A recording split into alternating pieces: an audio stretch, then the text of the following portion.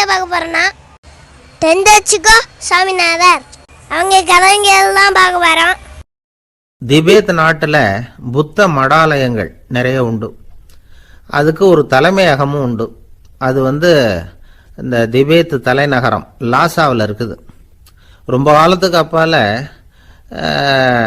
அதை பற்றிலாம் நிறைய விவரங்கள் எழுதி வச்சிருக்கிறாங்க. அது இப்போவும் நமக்கு கிடைக்குது. அதாவது ரொம்ப தூரத்துக்கு அந்தாண்ட மலைகளுக்கு நடுவில் ஒரு கிளை மடாலயம். அந்த மடத்தின் தலைவருக்கு வயசாயிட்டு தான். அதனால் தலைமை பொறுப்பை வேற ஒருத்தர்கிட்ட ஒப்படைக்கலாம் அப்படின்னு முடிவு பண்ணாராம். உடனே ஒரு லாமாவை கூப்பிட்டார். அவர் மூலமாக தலைமை மடாலயத்துக்கு செய்தி அனுப்புனார், பொருத்தமான வாரிசு ஒருத்தரை அனுப்பி வைக்கும்படியாக. அந்த வாலிப லாமா புறப்பட்டார். காடு மேடெல்லாம் நடந்து போகிறார். ரொம்ப நாள் கழித்து தலைமை பீடத்தை அடைஞ்சார். தலைமை குரு கிட்ட விவரத்தை சொன்னார். தகுதியான ஒருத்தரை அனுப்பி வச்சா அழைச்சிட்டு போகிறேன் அப்படின்னார். சரி, நாளைக்கு காலையில் நீங்கள் அவங்க எல்லாரையும் அழைச்சிட்டு போகலாம்னார் அவர். அவங்க எல்லாரையுமா? அங்கே தேவைப்படுறது ஒருத்தர் தானே அப்படின்னார் இவர். ஆமான்னார். அப்புறம் ஏன் எல்லாரையும் அழைச்சிட்டு போக சொல்கிறீங்கன்னார். அது இப்போ உனக்கு புரியாது. நான் ஒரு 100 பிக்குகளை அனுப்புகிறேன், அதாவது பிட்சுகளை. அவ்வளவு பேரையும் அங்கே வச்சு சமாளிக்க முடியாது அப்படின்னாரு இவர். இருந்தாலும் இப்போ அந்த தலைமை குரு என்ன சொன்னார்னா, அதை பற்றி கவலைப்படாத, நான் 100 பேரை அனுப்புகிறேன். அதில் 99 பேர் வழியிலேயே காணாமல் போடுவாங்க. ஒருத்தன் மட்டும்தான் வருவான். அவனும் அங்கே சேர்ந்துட்டானா நீ ரொம்ப கொடுத்து வச்சவன் அப்படின்னார். இவருக்கு ஒன்றும் புரியல. இருந்தாலும் மறுநாள் அந்த வாலிபலாமா 100 பேரை அழைச்சிக்கிட்டு புறப்பட்டார். போகிற வழியிலேயே பல பேர் அங்கங்கே பிச்சுக்கிட்டு போயிட்டாங்க. அவர் சொன்னது மாதிரியே. வழியில் அவங்க ஊர்கள் இருந்தது தான் காரணம். அப்பா அம்மாவை பார்த்துட்டு வரேன் அப்படின்னு கொஞ்சம் பேர் போனாங்க. சொந்த பந்தத்தை பார்த்துட்டு வரேன் அப்படின்னு கொஞ்சம் பேர். ஒரு வாரம் ஆச்சு. இப்போ மிஞ்சினது 10 பேர் தான். வழியில் ஒரு நகரம். அங்கே சில பிட்சுக்கள் சந்திச்சாங்க.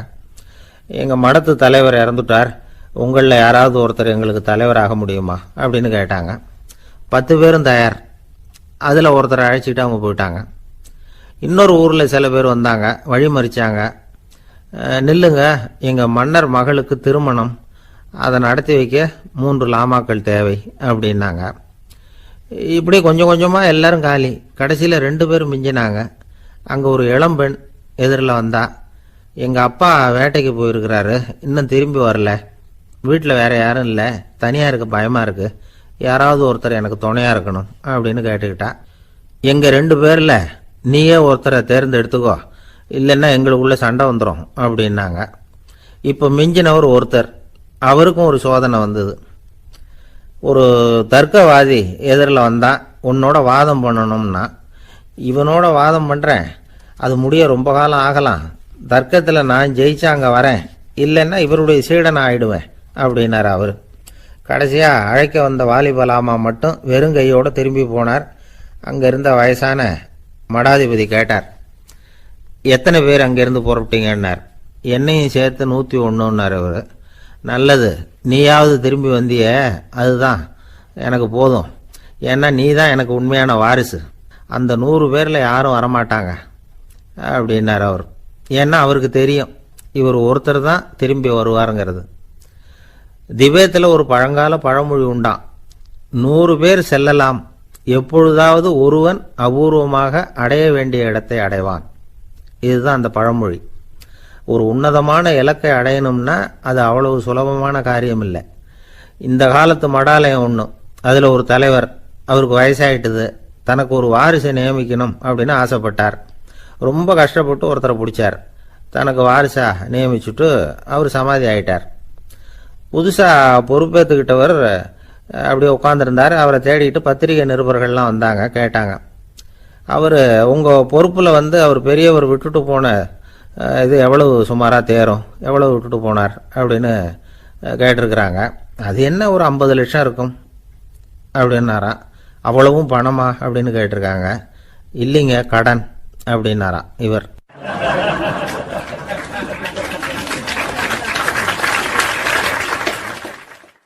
ஒரு நண்பர் யாருக்கோ ஃபோன் பண்ணிட்டு இருந்தார். அவர் பேசி முடிச்சதும் நான் அவரை பார்த்து, இப்போ ஃபோன் பண்ணீங்களே, அந்த ஃபோன் நம்பர் என்ன அப்படின்னு கேட்டேன். அவர் தலையை சொரிஞ்சுக்கிட்டார், ஞாபகம் வரலன்னார். சரி சார், அதை விடுங்க, உங்க மனைவி பேர் என்ன அப்படின்னு கேட்டேன். மாலதின்னார். என்ன சார் இது வேடிக்கை, கொஞ்ச நேரத்துக்கு முன்னாடி பேசின ஃபோன் நம்பர் மறந்து போச்சு, எப்போவோ கல்யாணம் பண்ணிட்ட மனைவி பேர் மறக்கல, அதை கரெக்டாக சொல்லிவிட்டீங்களே அப்படின்னு கேட்டேன். அவர் என்ன ஒரு மாதிரியாக பார்த்தார். அவர் அப்படி என்னை பார்த்ததில் ஒன்றும் தப்பு இல்லை, ஏன்னா நாம் எல்லாருமே அப்படித்தானே, ஒரு குறிப்பிட்ட காரியத்துக்காக தொலைபேசியில் ஒருத்தட்ட பேசுகிறோம், அதுக்கப்புறம் அந்த எண் நமக்கு அனாவசியம், அதனால் மறந்துடுறோம். இதுக்கு பேர் தான் தற்காலிக ஞாபகம்.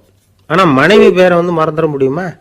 முடியாது. அது அவசியமான ஒன்று. அடிக்கடி அந்த பேரை உபயோகப்படுத்துகிறோம், அதனாலேயும் அது முக்கியங்கிறதுனாலேயும் அதை மறக்கிறது இல்லை. இதுக்கு பேர் நிரந்தர ஞாபகம்.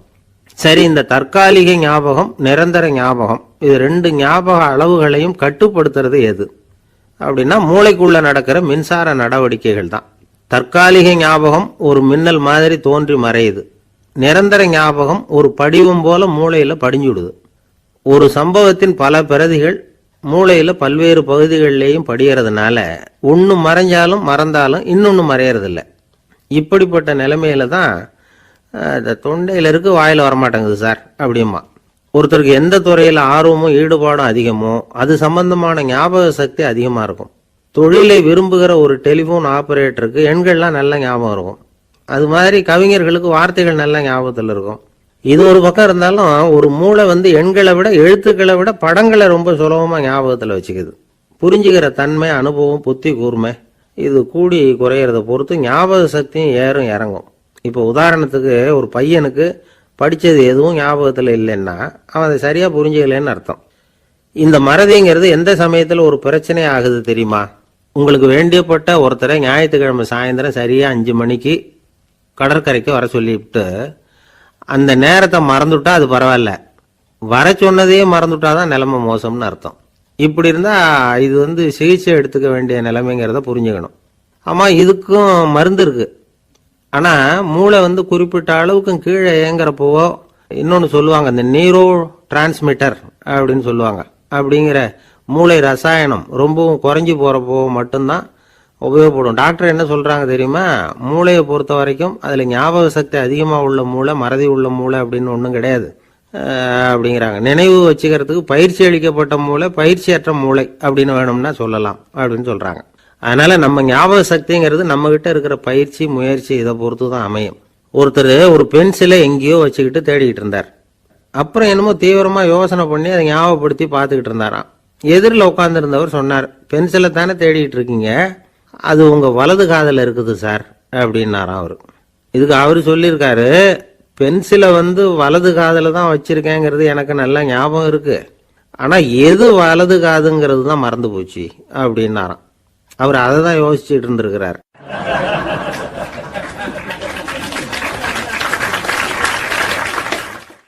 ஒரு ஊர்ல ஒரு ஆள் இருந்தான், தையல் கடை வச்சிருந்தான். அவங்கிட்ட ஒருத்தன் ஒரு சட்டை துணி எடுத்து கொடுத்து தைக்க சொல்லியிருந்தான். வர்ற சனிக்கிழமை வா, வாங்கிட்டு போ அப்படின்னு அவன் சொல்லியிருந்தான். அதே மாதிரி இவன் வந்தான். அவன் தச்சு வச்சிருந்த சட்டையை கொடுத்தான். இவன் வாங்கி அங்கேயே போட்டு பார்த்தான். கை நீளம் ஒன்றுக்கு ஒன்று வித்தியாசமா இருந்தது. வலது கை இடது பக்கத்தை விட நீளம் குறைச்சலா இருந்தது. அவன் முணுமுணுக்க ஆரம்பிச்சுட்டான், என்ன இது இப்படி தைச்சுட்டியேன்னு. இதுக்கு அவன் சொன்னான், ஐயையோ இதுக்காகவா சங்கடப்படுறீங்க, வலது கையை மட்டும் கொஞ்சம் உள்ள இழுத்தாப்புல வச்சுக்கிட்டீங்கன்னா சரியா போகுது, மற்றபடி அந்த சட்டையில் உள்ள கலை அம்சத்தை கவனிங்க, எவ்வளவு அற்புதமாக தைச்சிருக்கேன் பாருங்க, ஒரு சின்ன குறைய இப்படிலாம் பொருட்படுத்த வேண்டியதில்லை, நான் சொன்னது மாதிரி கையை கொஞ்சம் உள்ள இழுத்தது மாதிரி வச்சுக்கிட்டு நடந்து போங்க, ஜோரா இருக்கும் அப்படின்னா. அவனும் யோசிச்சு பார்த்தான். சரியான யோசனையாக தான் தோணுச்சு. கொஞ்சம் முயற்சி பண்ணி வலது கையை கொஞ்சம் உள்ள இழுத்து சட்டை சரியா இருக்கிறது மாதிரி பண்ணிட்டான். இப்போ மறுபடியும் ஒரு பிரச்சனை. வலது கையை உள்ள இழுத்த மாதிரி அப்படியே வச்சுக்கிட்டதும் முதுகு பக்கம் கொஞ்சம் துணி தளர்த்தியா தொங்குறது மாதிரி தெரிஞ்சுது. என்ன இது, முதுகு பக்கம் துணி குவிஞ்சுட்டுதே, தொங்குதே அப்படின்னா மறுபடியும், அடடா இதுக்காகவா கவலைப்படுறீங்க, உடம்ப அதுக்கு தகுந்த மாதிரி கொஞ்சம் வளைச்சிக்கிட்டா சரியா போடுது, இதுக்காக அந்த அழகான தையலை பிரித்து அதில் உள்ள கலை அம்சத்தை கெடுக்கிறதுக்கு என் மனசு இடம் தரல, எவ்வளவுக்கு தளர்த்தியா இருக்கோ அவ்வளவுக்கு கொஞ்சம் உடம்ப வளைச்சி அப்படி குனிஞ்சது மாதிரி போங்க போதும் அப்படின்னா. அதுவும் நல்ல யோசனையாக தான் பட்டுது இவனுக்கு. சரின்னு சொல்லிவிட்டு புறப்பட்டான். தெருவில் இறங்கினான். கையை கொஞ்சம் உள்ளே இழுத்தான், உடம்ப கொஞ்சம் முன்னால் வளைச்சான், சட்டைக்கு தகுந்த மாதிரி உடம்ப பண்ணிக்கிட்டான், மெதுவாக நடந்து போகிறான். இப்போ எதிரில் இன்னொருத்தன் வரான். இவனை பார்க்குறான், இவன் போட்டிருக்கிற சட்டையை பார்க்குறான். ஆஹா அற்புதம்ங்கிறான். சும்மா சொல்லக்கூடாது, ரொம்ப நல்லா இருக்குது, நிச்சயமாக இது இந்த ஊர் மேலே தெருவில் இருக்கிற ஒருத்தன் இருக்கானே, அவன் தைச்சதாக தான் இருக்கணும் அப்படின்னா. இதை கேட்டதும் அவனுக்கு ஆச்சரியம். எப்படி அவ்வளவு கரெக்டாக கண்டுபிடிச்சிங்க அப்படின்னு கேட்டிருக்கான். இதுக்கு அந்த வழிபோக்கன்னு சொன்னானா, அவன் ரொம்ப கெட்டிக்காரன், உங்களை மாதிரி உடம்பும் கையும் வளைஞ்சு போன ஒரு ஆசாமிக்கு அவனை தவிர வேற யாராலேயும் இவ்வளவு பொருத்தமான ஒரு சட்டையை தைக்க முடியாது அப்படின்னானா. பாருங்க, அவனுக்காக இவன் அனுசரிக்க போய் இவனோட நிலைமை எப்படி ஆயிட்டுது பாருங்க. இதே மாதிரி தான் சில சடங்குகளும் சம்பிரதாயங்களும் நம்மளை கோமாளி ஆக்கி விட்டுரும். எதுவாக இருந்தாலும் அதில் அறிவுபூர்வமான அணுகுமுறை அவசியம். ஒரு நர்ஸ் அவசரமாக ஓடி டாக்டர்கிட்ட சொல்லிச்சான், டாக்டர் ஒரு தப்பு நடந்து போச்சு, 10ஆம் நம்பர் பெட்டில் இருக்கிற பேஷண்ட்டுக்கு காலில் ஆப்ரேஷன் பண்ணுறதுக்கு பதிலாக கையில் ஆப்ரேஷன் பண்ணி விட்டீங்க. கை ஆப்ரேஷன் பண்ணிக்க வேண்டிய ஆள் 7ஆம் நம்பர் பெட்டில் இருக்கார் அப்படின்னு தான். அதுக்கு இவர் பதட்டப்படாமல் சொன்னாராம், பரவாயில்ல, இவரை தூக்கி 7ஆம் நம்பர் பெட்டில் போட்டுரு அப்படின்னாராம்.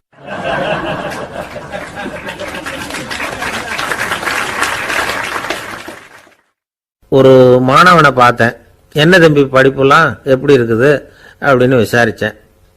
அவன் ரொம்ப அழுத்துக்கிட்டான். நான் நல்லா தான் சார் படிக்கிறேன், இருந்தாலும் புத்தியில் சரியாக ஏற மாட்டேங்குது சார் அப்படின்னா. சரி, இவனும் நம்ம ரகம்தான் அப்படின்னு சொல்லி முடிவு பண்ணிக்கிட்டோம்.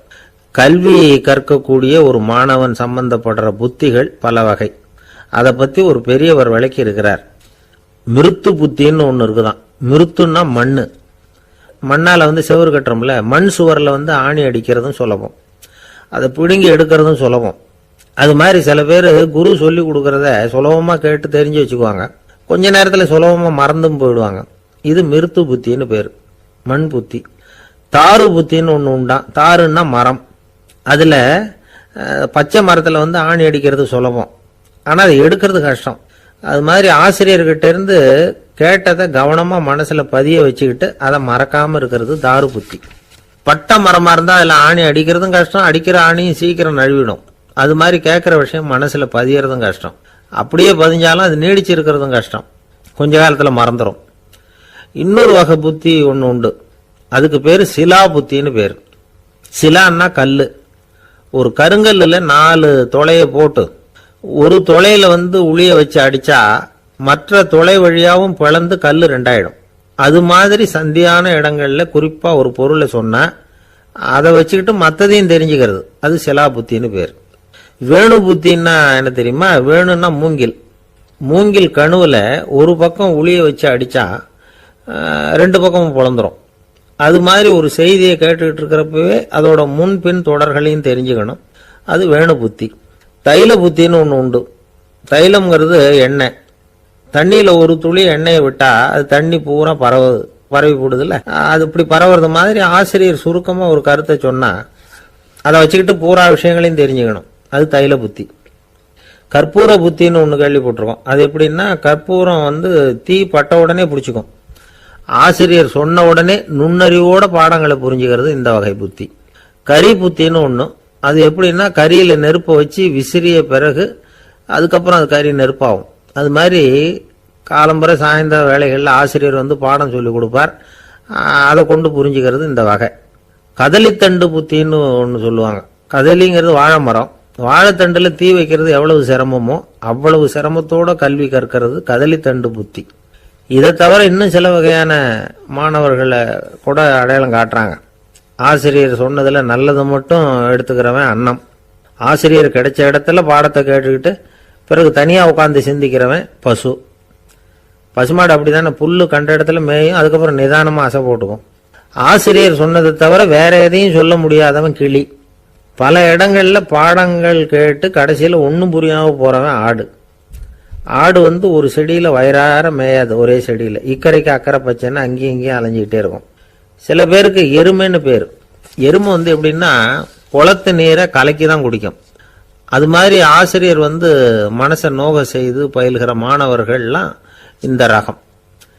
இவ்வளவுலாம் இருந்தாலும் இந்த காலத்து மாணவர்கள்லாம் ஒரு தனி ரகம். ஒரு ஆசிரியர் வகுப்புல பாடம் நடத்திக்கிட்டு இருந்தார். இலக்கண வகுப்பு. இறந்த காலம், நிகழ்காலம், எதிர்காலம், past tense, present tense, future tense, இதை பற்றிலாம் பாடம் நடத்துகிறார். எல்லாம் சொல்லி கொடுத்துட்டு இப்போ நான் ஒரு வாக்கியம் சொல்லுவேன், அது என்ன காலம் அப்படிங்கிறத நீங்கள் சொல்லணும்னார் ஆசிரியர். சரின்னாங்க மாணவர்கள்லாம். நான் நாளைக்கும் பாடம் நடத்த போகிறேன், இது என்ன காலம் அப்படின்னு கேட்டார் ஆசிரியர். அதாவது நான் நாளைக்கும் பாடம் நடத்த போகிறேன், இந்த வாக்கியம் என்ன காலம்னு கேட்டார். ஒரு பையன் மெதுவாக எந்திரிச்சு சொன்னான், இது எங்க போதாத காலம் சார் அப்படின்னு சொல்லிவிட்டு உட்காந்துட்டானா.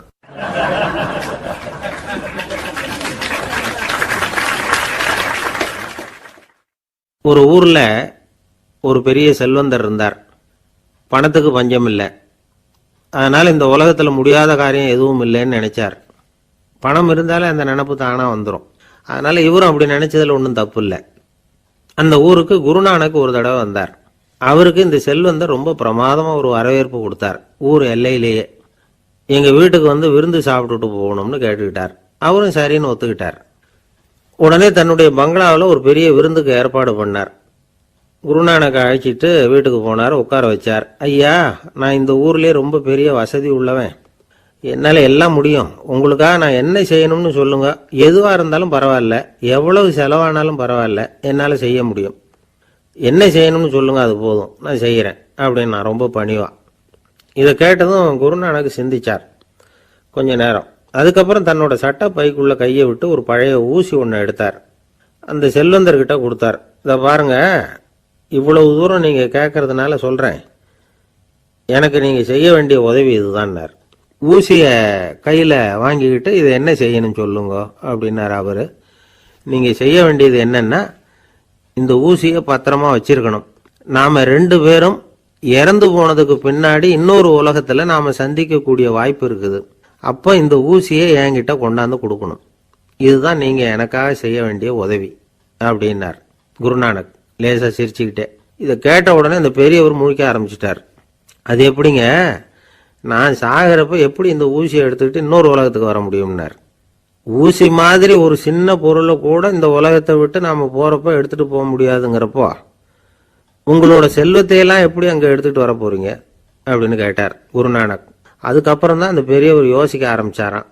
குருநானக் சொல்றார், இதை பாருங்க, நாம செய்யற நல்லது கெட்டது தான் கடைசி வரைக்கும் நம்ம கூட இருக்கும். அடுத்தவங்க நல்லா இருக்கணுங்கிறதுக்காக பொருளை செலவு செய்யணும். அப்படி செய்யலைன்னா எந்த பிரயோஜனமும் இல்லை அப்படின்னார். அதுக்கப்புறம் தான் அந்த செல்வந்தரின் அறிவு கண் திறந்துதான். உடனே குருநானக்க வணங்கினார். ஐயா, என்கிட்ட இருந்த ஆணவம் போயிட்டுது, இனிமே என்கிட்ட இருக்கிற செல்வத்தை நல்ல வழியில செலவழிப்பேன் அப்படின்னாராம். நம்ம கிட்ட இருக்கிற பணம் எப்பவும் நம்ம கூடவே வந்துகிட்டு இருக்காதுங்கிறதுக்கு இது ஒரு உதாரணம்.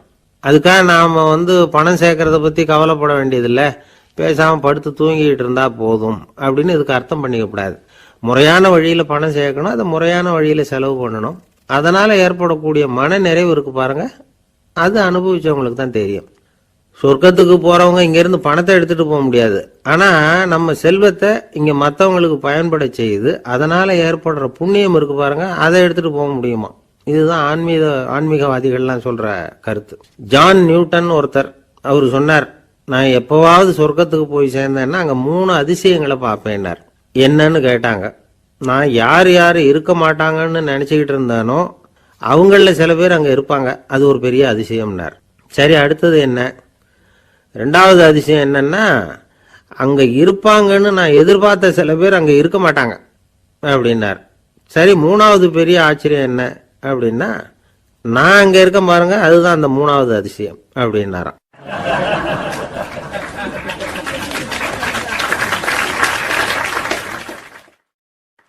கப்பல் கடல்ல போயிட்டு இருக்கு. புயல், சூறாவளி, அலையெல்லாம் பெருசு பெருசா ரொம்ப உயரமா உண்டாகுது. கடுமையான காற்றிலேயும் வேகமான அலைகள்லேயும் சிக்கி அந்த கப்பல் தடுமாறுது. திசை மாறி போச்சு. எந்த பக்கம் போயிட்டு இருக்கிறோம்னே தெரியல. அந்த கப்பலை செலுத்திக்கிட்டு இருந்த மாலுமி ரொம்ப சாமர்த்தியமா செயல்பட்டார்.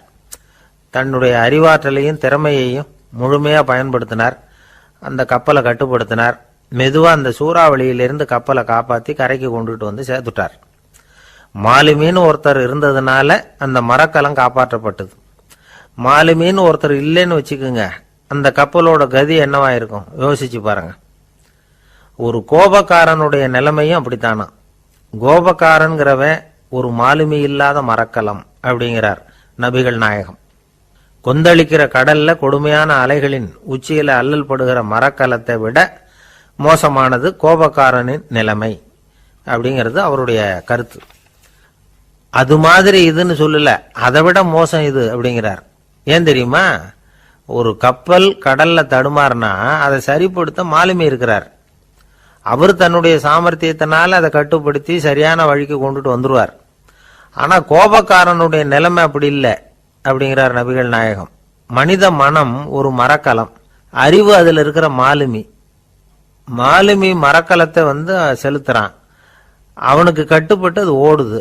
ஆனா கோபக்காரன்கிற மனுஷங்கிட்ட அறிவுங்கிற மாலுமி சரியா வேலை செய்ய மாட்டான். ஏன்னா கோபம் அந்த மாலுமியின் கண்களை அவிச்சிரும், காதுகளை கேட்காம பண்ணிவிடும். கண்ணையும் காதையும் மூடி விட்டு கப்பலை ஓட்டுனா எப்படி ஓட்டுறது? அதனால கோபக்காரன் மாலுமி இல்லாத மரக்கலம். இடி மின்னல்ல மாட்டிக்கிட்டு கஷ்டப்படுற கப்பல் மாதிரி கஷ்டப்படுறான். பெரியவங்கள்லாம் என்ன சொல்றாங்க? உனக்கு கெடுதல் பண்ணவனுக்கும் நீ நன்மையை செய், எவருடைய விருப்பு வெறுப்பையும் பொருட்படுத்தாதே. பரம எதிரிக்கும் நீ நன்மை செய்ய ஆரம்பிச்சா உன்னுடைய தூய நிலையை பார்த்துட்டு அவனும் உனக்கு நெருக்கமான நண்பனா ஆயிடுவான். இதுதான் பெரியவங்க நமக்கு சொல்லி இருக்கிறது. புனித குர்ஆன் சொல்றது என்ன? தீமையை நன்மையை கொண்டே நீர் தடுத்து கொள்ளும் அப்படின்னு சொல்லப்பட்டிருக்கு. அதுல இன்னா செய்தாரை ஒருத்தல் அவர் நாண நன்னயம் செய்து விடல் அப்படிங்கிறார் திருவள்ளுவர். செல்வந்தர் ஒருத்தர்கிட்ட ஒரு சிறுவன் ஆடு மேய்ச்சிக்கிட்டு இருந்தானா. பெரியவர் அவனை கூப்பிட்டு, நீ நேரா போய் ஒரு ஆட்டுல உள்ள ரொம்ப நல்ல பகுதி எதுவோ அதை எடுத்துக்கிட்டு வா அப்படின்னாராம். இவன் போனான். ஒரு ஆட்டு உடம்புல இருந்த நாக்கு, இருதயம், இது ரெண்டையும் எடுத்துட்டு கொடுத்தானா. பெரியவர் வாங்கி பார்த்தார்.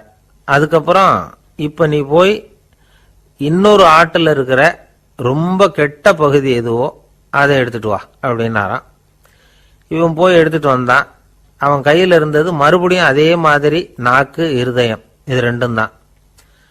என்னது இப்பவும் அதையே கொண்டுட்டு வந்திருக்கிற அப்படின்னாராம் பெரியவர். இவன் சொன்னானா, ஒரு உடம்புல உள்ள ரொம்ப நல்ல பொருளும் இதுதான், ரொம்ப கெட்ட பொருளும் இதுதான் அப்படின்னானா. இளம் வயசுல இப்படி பதில் சொன்னவர் தான் பேரறிஞர் லுக்மானுல் ஹக்கீம் அவர்கள். கோபப்படாம இருந்தா இது ரெண்டும் நல்லா வேலை செய்யும், கோபப்பட்டா இது ரெண்டும் மோசமா வேலை செய்யும்.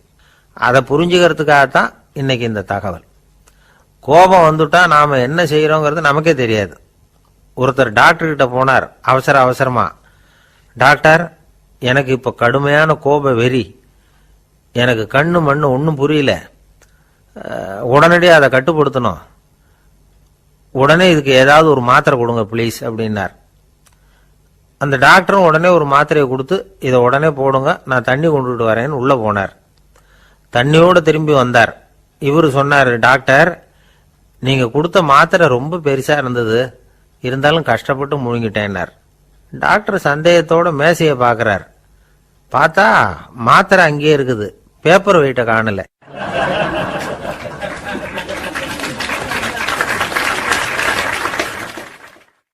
ஒரு நாள் ஒரு 10-15 பள்ளிக்கூடத்து பிள்ளைங்க தேடிட்டு வந்தாங்க. உங்களை பார்த்துட்டு தான் போகணும், அதுக்காக தான் வந்திருக்கோம்னாங்க. என்ன விஷயம்னு கேட்டோம். நாங்கள்லாம் கூடி ஒரு முடிவு பண்ணியிருக்கிறோம், அதை உங்ககிட்ட சொல்லணும் அப்படின்னாங்க. அதுவும் ஒரு வாண்டு பையன் அதை சொன்னான். என்ன முடிவு அது அப்படின்னு கேட்டோம் ரொம்ப ஆர்வமாக. அதை இப்போ சொல்ல மாட்டோம், எங்களுக்கு பிடிக்கிற மாதிரி ஏதாவது ஒரு தகவல் சொன்னால் அதுக்கப்புறம் நாங்கள் அதை சொல்கிறோம் அப்படின்னா அந்த வாண்டு பையன். சரி, சின்ன பையன்கிட்ட இன்னைக்கு வசமாக மாட்டிக்கிட்டோம் அப்படின்னு நினச்சிக்கிட்டு அவங்களுக்கு தகுந்த மாதிரி ஒரு கதை சொல்ல ஆரம்பித்தோம். அது என்ன கதைன்னா, ஒரு பெரிய காடு, அதில் பலவிதமான மிருகங்கள். அந்த காட்டுக்கு ஒரு சிங்கம் தான் ராஜா. எப்பவும் காட்டுக்கு அது தானே ராஜா. ஒரு பெரிய யானைக்கு இது பொறுக்கலை. என்ன இது, எப்போ பார்த்தாலும் இங்கே சிங்கத்துக்கே ராஜா பதவி கிடைக்குது, நான்லாம் எவ்வளவு பலசாலியாக இருக்கிறேன், அப்படி இருந்தும் எனக்கு அந்த பதவி கிடைக்கலையே அப்படின்னு தனக்குள்ளே பொறுமிக்கிட்டே இருந்தது.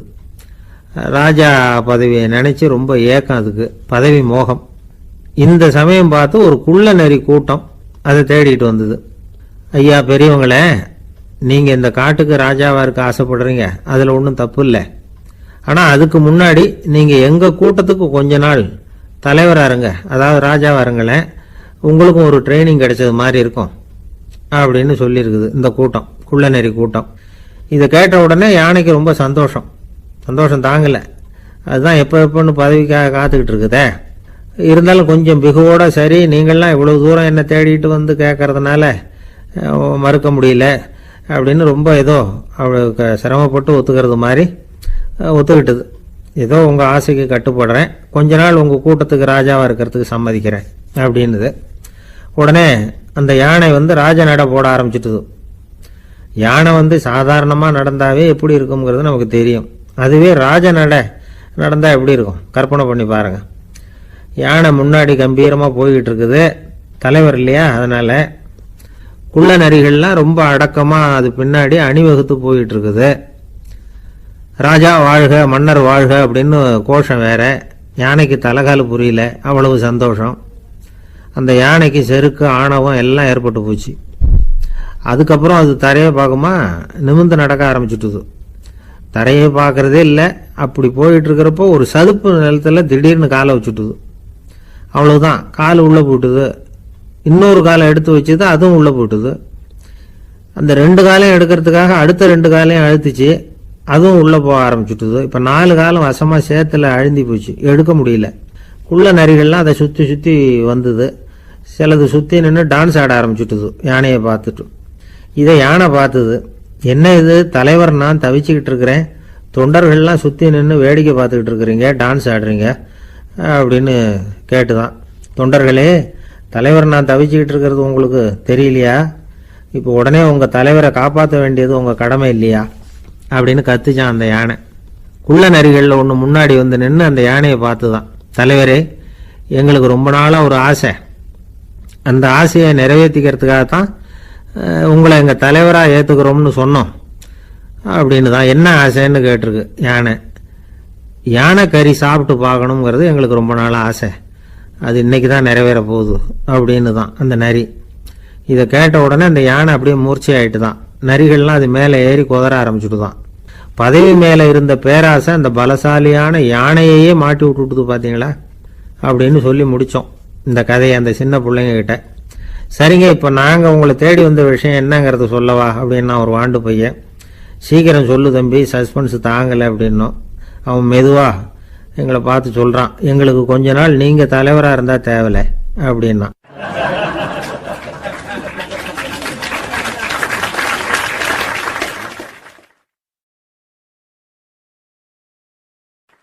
ஒரு நாள் காலை நேரம் ஒரு குரு படுக்கையை விட்டு எழுந்திருக்கிறார். உடனே சீடர்களை பார்த்து எல்லாரும் இப்படி வாங்கங்கிறார். எல்லாரும் வர்றாங்க வேகமாக. என்னங்க வேணும் உங்களுக்கு அப்படிங்கிற மாதிரி எல்லாரும் குருவை பார்த்தாங்க பயபக்தியோட. குரு அந்த சீடர்களை பார்த்து, இதை பாருங்க, இப்போ நான் ஒரு சிக்கலான விவகாரத்தில் மாட்டிக்கிட்டு இருக்கிறேன், அதை நீங்கள் தீர்த்து வச்சா நல்லதுன்னார். சீடர்களுக்கு ஒன்றும் புரியல. என்ன இது இவர் இப்படி சொல்கிறாரு, நமக்குள்ள எல்லா விவகாரங்களையும் தீர்த்து வைக்கிறவர் நம்ம குருநாதர், அவருடைய விவகாரத்தை நாம தீர்த்து வைக்கிறதா, ஆச்சரியமாக இருக்குதே, குருநாதருக்கே சிக்கலா அப்படின்னு யோசனை பண்ண ஆரம்பித்தாங்க.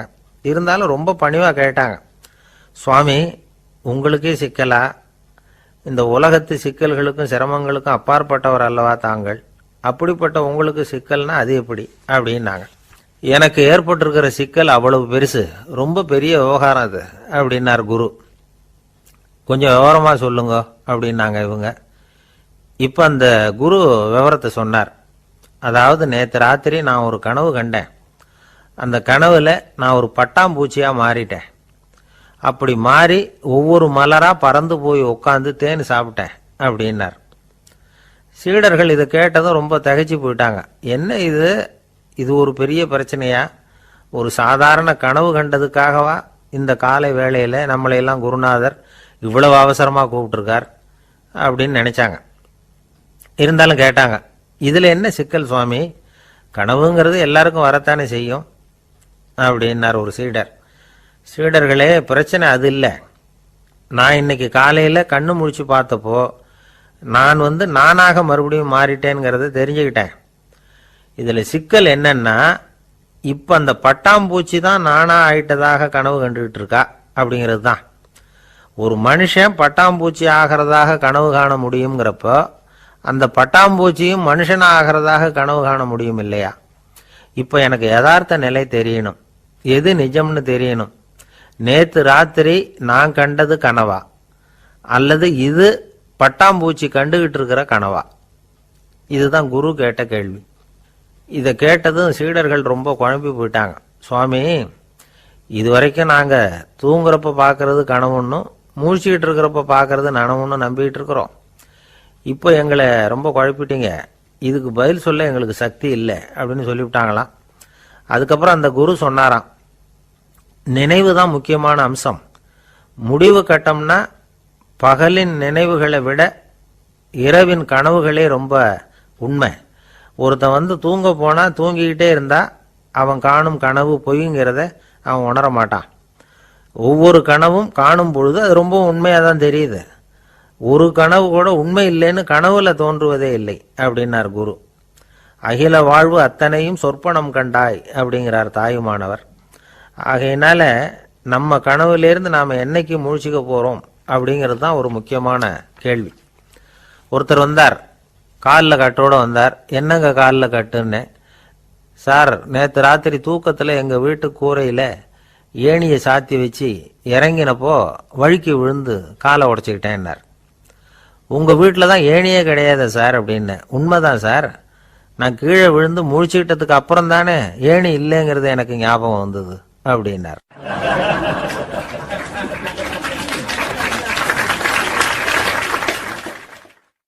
சில பேர் ஆளை பார்த்தா 60 வயசு மாதிரி தோணும்.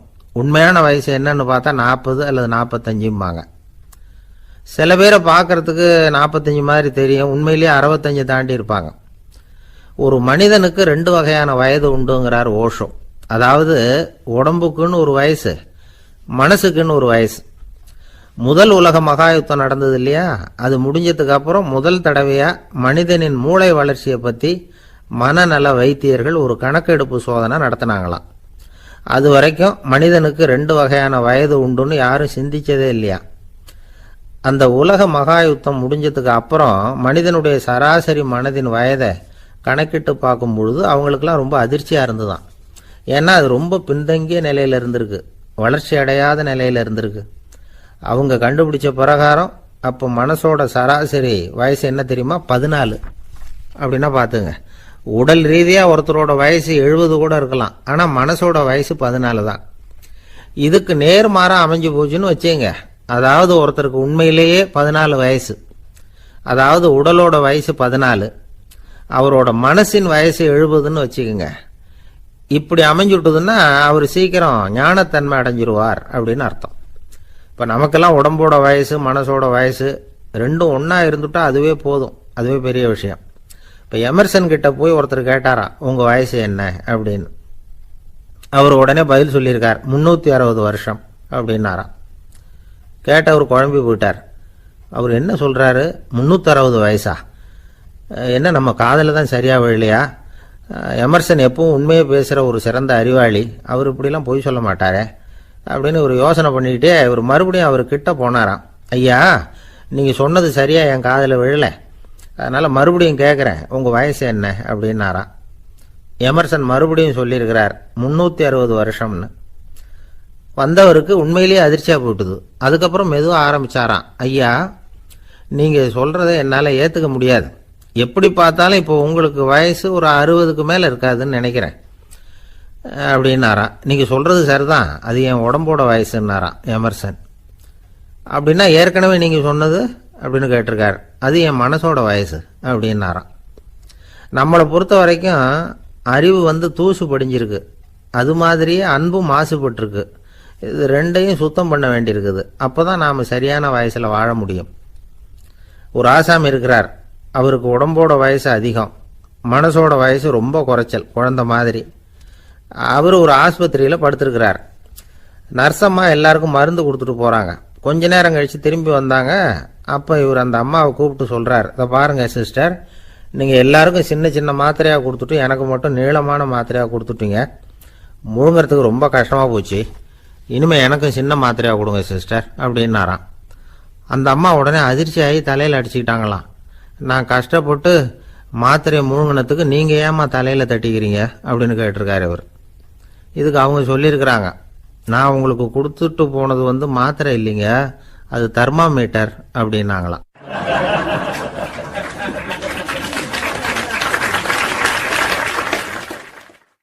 நாட்டில் நல்லவங்க ஒருத்தர் 2 பேர் இருக்கிறதுனால தாங்க மழையே பெய்யுது அப்படின்னு சொல்றது உண்டு. நல்லார் ஒருவர் உளரேல் அவர் பொருட்டு எல்லாருக்கும் பெய்யும் மழை. சில சமயம் ரொம்ப பேர் திடீர்னு நல்லவங்களா ஆயிடுவாங்க போல இருக்கு. அதனால தான் விடாம பேய் மழையா கொட்டி தீர்த்துடுது. எல்லாரும் நல்லவங்களாயிட்டா உலகமே தாங்காது போல இருக்க. அப்பப்ப ஒருத்தர் 2 பேர் நல்லவங்களாகணும், அப்பதான் சீரா மழை பெய்யும். மாசத்துக்கு 3 பேர் நல்லவங்களானா மாதம் மும்மாரி பொழியும். இதெல்லாம் வேடிக்கை பேச்சு. இப்போ இதெல்லாம் ஒரு பக்கம் இருக்கட்டும், இப்போ விஷயத்துக்கு வருவோம். ஒரு கும்பல்ல நல்லவன் யாரு அப்படிங்கிறத எப்படி கண்டுபிடிக்கிறது? இதுக்கு ஒரு வேடிக்கை கதை உண்டு. என்னுடைய நண்பர் ஒருத்தருக்கு அவங்க பாட்டியம்மா சொன்ன கதையா அது. அது என்ன கதைன்னா, ஒரு ஊர்ல ஒரு சமயம் பலமான மழை பெய்ய ஆரம்பிச்சுட்டு தான். இடி மின்னல் ரொம்ப கடுமையா இருந்திருக்குது. ஆரம்பிச்ச மழை வர வர கடுமையா ஆகிட்டு இருக்குதே தவிர நிக்கிற பாடா தெரியல. ஊர் ஜனங்கள்லாம் பார்த்தாங்க. இதுக்கு மேலேயும் வீட்டு உள்ள இருந்தா ஆபத்துங்கிறத புரிஞ்சுக்கிட்டாங்க. ஏன்னா வீடெல்லாம் இடிஞ்சு விழுந்துருமோங்கிற பயம். உடனே எல்லாரும் புறப்பட்டு ஊருக்கு பொதுவா இருந்த ஒரு மண்டபத்துல போய் தங்கிக்கிட்டாங்க. மின்னல் கடுமையா இருந்தது. இடி எந்த நேரத்திலையும் விழலாம்ங்கிற நிலைமை. எப்போ விழலாம்னு பார்த்துக்கிட்டு இருக்குது. அந்த மண்டபத்தில் இருந்த ஜனங்கள் மனசுக்குள்ள ஒரு பயம். நம்ம கூட்டத்துல யாராவது ஒரு கெட்டவன் பாவம் பண்ணவன் இருந்தா கூட இடி இந்த மண்டபத்துல விழுந்துரும், அது எல்லாருக்கும் ஆபத்து அப்படின்னு நினைச்சாங்க. சரி, இதுக்கு என்ன பண்ணலாம் அப்படின்னு யோசனை பண்ணாங்க. அந்த கூட்டத்துல ஒரு பெரியவர் இருந்தார். அவரு ஒரு யோசனை சொன்னார். இதோ பாருங்க, அதுக்கு ஒரு வழி இருக்கு. அதோ எதிர்த்தாப்புல கொஞ்சம் தூரத்துல ஒரு உயரமா மரம் ஒண்ணு இருக்கு பாருங்க. பொதுவா இடி சுலபமா விழறது அது மாதிரி உயரமான மரத்துல தான். நம்ம கூட்டத்துல இருக்கிறவங்க எல்லாரும் ஒவ்வொருத்தரா போய் அந்த மரத்தை தொட்டு விட்டு திரும்பி வந்துடணும். நம்மள பாவம் பண்ணவன் யாரோ அவன் அந்த மரத்தை தொடுற சமயத்துல இடி விழுந்துரும், அவன் மட்டும் போயிடுவான், மண்டபத்துல இருக்கிற நாமெல்லாம் பொழைச்சிக்கலாம் அப்படின்னு ஐடியா கொடுத்தாரு அந்த பெரியவர். இது நல்ல யோசனையா பட்டது. எல்லாரும் ஒத்துக்கிட்டாங்க. ஒவ்வொருத்தரா போய் அந்த மரத்தை தொட்டு விட்டு திரும்பி வந்தாங்க. இடி எதுவும் விழல. இன்னமும் பாவம் பண்ண ஆசாமி அதை போய் தொடல போல இருக்கு அப்படின்னு நினைச்சுக்கிட்டாங்க. ஒவ்வொருத்தரா போறாங்க, எல்லாரும் போய் தொட்டு விட்டு வந்தாச்சு. இன்னும் ஒரே ஒரு ஆசாமி தான் பாக்கி. கடைசியா இருந்த அந்த ஆள் பயந்துட்டான். இது வரைக்கும் இடி விழலைன்னா இப்ப என்ன அர்த்தம்? இப்ப நாம தான் பாக்கி, நாம தான் தப்பு பண்ண ஆள் போல இருக்கு அப்படின்னு நினைச்சுட்டான். அதனால துணிச்சலா போய் தொடுறதுக்கு பயந்தான், தயங்கிக்கிட்டே இருந்தான். இருந்தாலும் மற்றவங்க எல்லாம் சும்மா இருப்பாங்களா? கட்டாயப்படுத்தி கழுத்தை பிடிச்சி தள்ளாத குறையா அவனை தள்ளி விட்டாங்க, போய் தொட்டுட்டு வாடான்னு. அவன் நடுங்கிட்டே போய் அந்த மரத்தை தொட்டான். அதே வினாடி ஒரு பயங்கரமான மின்னல் இடி விழுந்துட்டுது. எங்க விழுந்தது தெரியுமா? அந்த ஆள் மேல இல்ல, மண்டபத்துல விழுந்தது. மண்டபத்துல இருந்தவங்க பூரா காலி. அந்த ஒரு ஆள் மட்டும் பொழைச்சிக்கிட்டான். இந்த ஒரு ஆளை காப்பாத்துறதுக்காக தான் இடி மண்டபத்துல விழாம இருந்திருக்குது. இதுதான் கதை. அதனால நல்லவங்க எப்படியும் தப்பிச்சுக்குவாங்க அப்படிங்கிறது ஒரு நீதி. ஒருத்தன் அப்படிதான் தெருவில் நடந்து போய்கிட்டு இருந்தான், ரொம்ப நல்லவன். எதிரில் ஒருத்தன் சைக்கிளில் வந்துகிட்டு இருந்தான். அதுல மோதி இவன் கீழே விழுந்துட்டான். சைக்கிள்காரன் உடனே இறங்கி இவனை தூக்கி விட்டான். இவன் எழுந்திரிச்சு அவனை முறைச்சி பார்த்தான். அப்படி பார்க்காதீங்க சார், நீங்க ரொம்ப புண்ணியம் பண்ணியிருக்கீங்க, அதுதான் இப்போ சைக்கிளில் மோதிக்கிட்டீங்க அப்படின்றான். என்ன அப்படி சொல்றேன் நான்? இவன் 10 நிமிஷத்துக்கு முன்னாடி நான் லாரி ஓட்டிட்டு வந்தேன், அப்போ நீங்க எதிரில் வந்திருந்தீங்கன்னா என்ன ஆயிருக்கும் அப்படின்னானா அவன்.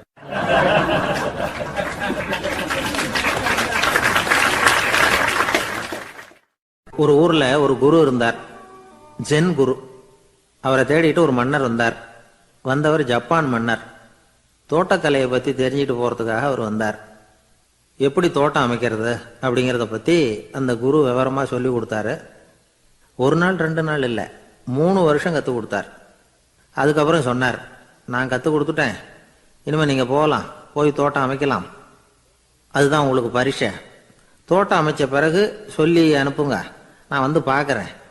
நீங்கள் இங்கே என்னவெல்லாம் கற்றுக்கிட்டீங்களோ அதையெல்லாம் அங்கே செயல்முறையில் செஞ்சு காட்டுங்க அப்படின்னு சொல்லி அனுப்பி வச்சார். மன்னர் போனார். அரண்மனைக்கு பக்கத்திலேயே ஒரு பெரிய தோட்டத்தை உண்டு பண்ணினார். அழகான மரங்களையும் செடிகளையும் உருவாக்கினார். கிட்டத்தட்ட 1000 தோட்டக்காரர்களை பயன்படுத்தி 3 வருஷங்கள் முயற்சி பண்ணி அந்த அழகான தோட்டத்தை உருவாக்கினார்.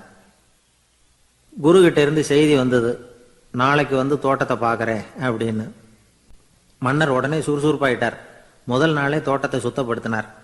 ராத்திரி பூரா யாரும் தூங்கலை. எல்லாருக்கும் தோட்டத்தை ஒழுங்குபடுத்துகிற வேலை.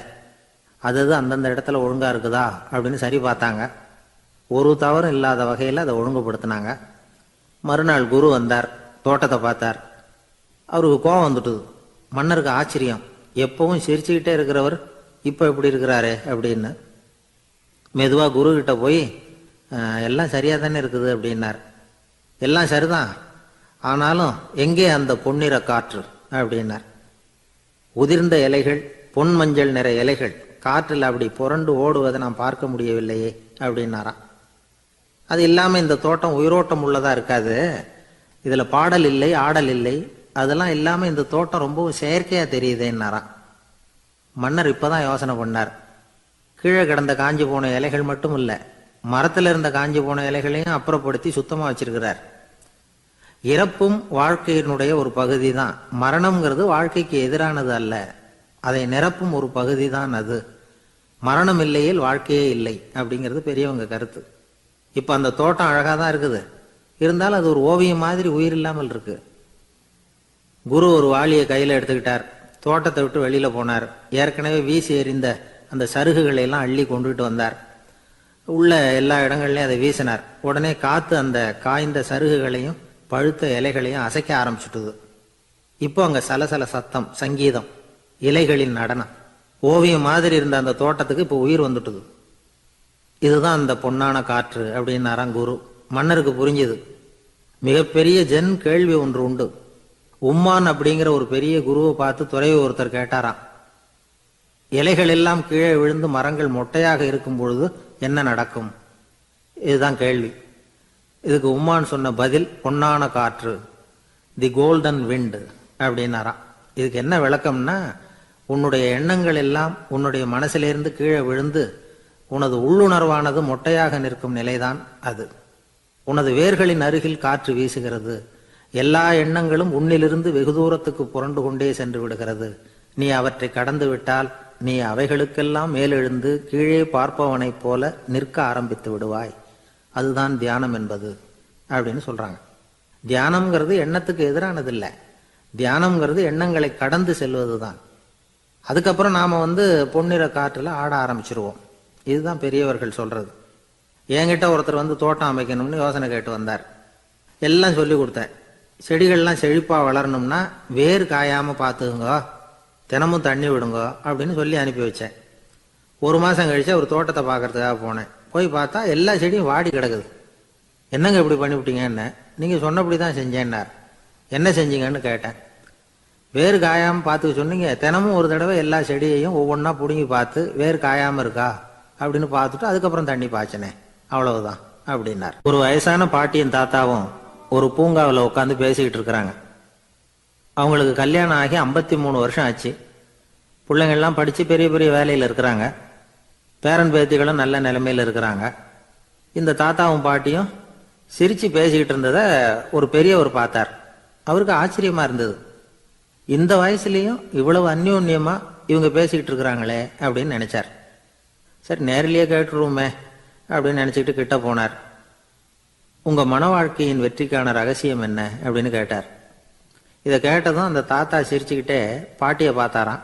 அதுக்கப்புறம் சொன்னாராம், நான் இந்த அம்மாவை கல்யாணம் பண்ணிக்கிட்டதுக்கும் எங்களுடைய இல்வாழ்க்கை இவ்வளவு நாளாக பலம் குறையாமல் மகிழ்ச்சியாக இருக்கிறதுக்கும் காரணம் ஒன்று தான். அது என்ன காரணம்னா, எங்களுக்கு இடையில பொதுவாக நிறைய குறைகள் உண்டு, அதுதான் காரணம் அப்படின்னாராம். அவர் சொல்கிறது சரிதான் அப்படிங்கிறது மாதிரியே அந்த பாட்டியும் அவரை நிமிர்ந்து பார்த்தாங்களாம். இந்த பெரியவர் மறுபடியும் அந்த பாட்டியை பார்த்து அதே கேள்வியை கேட்டிருக்கார். உங்களுடைய நீண்டகால மன வாழ்க்கைக்கு கிடைச்ச வெற்றி எதனாலேன்னு சொல்ல முடியுமா அப்படின்னு கேட்டாராம். அவங்களும் சிரிச்சுக்கிட்டே பதில் சொன்னாங்களாம். என்ன பதில் தெரியுமா? சில பேரை நாம குறிப்பிட்ட பண்புகளுக்காக நேசிக்கிறோம், வேற சிலரை நாம் அந்த பண்புகள் இல்லாத குறைகளுக்காகவே விரும்பி பழகிறோம் இல்லையா அப்படின்னு கேட்டுவிட்டு தலையை குனிஞ்சுக்கிட்டாங்களாம் அந்த பாட்டியம்மா. அவங்க அப்படி சொன்னதை கேட்டதும் இவருக்கு புதுசா ஞானம் பிறந்தது மாதிரி இருந்துதான். இதுதான் மனம் நிறைந்த மன வாழ்க்கை அப்படிங்கிறார் சுவாமி சின்மயானந்தர். பண்புகளை எப்படி நேசிக்க முடியுதோ அதே மாதிரி பண்புகள் இல்லாத குறைகளையும் நேசிக்க முடியும். மனசுதான் காரணம்.